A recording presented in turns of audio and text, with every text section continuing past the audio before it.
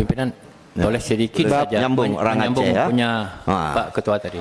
Ya. Jangan lama-lama, Fastabiqul Pak. khairat wallahul muwaffiq ila aqwamit thariq. Assalamualaikum warahmatullahi wabarakatuh. Waalaikumsalam.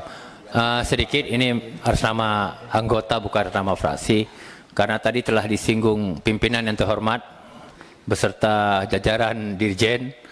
Sebenarnya saya ingin menyambung saja apa yang disampaikan oleh Pak pimpinan tadi, Pak Hasan, karena menyangkut pupuk, Pak. Semenjak kita menjadi anggota DPR, saya mungkin baru pertama sekali menjadi anggota DPR. Hari kita permasalahan pupuk terus. Memang di satu sisi anggaran terbatas, di sisi lain distribusi yang terkendala. Tadi ditawarkan oleh Pak Hasan dengan skema menteri 1 hektar diturunkan 750. Saya pikir Pak, di waktu luang atau di mana ada kesempatan, coba di Kementerian Pertanian melakukan sebuah kajian, ada formasi, ada format tersendiri agar tahun-tahun ke depan kita tidak lagi membingungkan tidak lagi bermasalah tentang pendistribusian.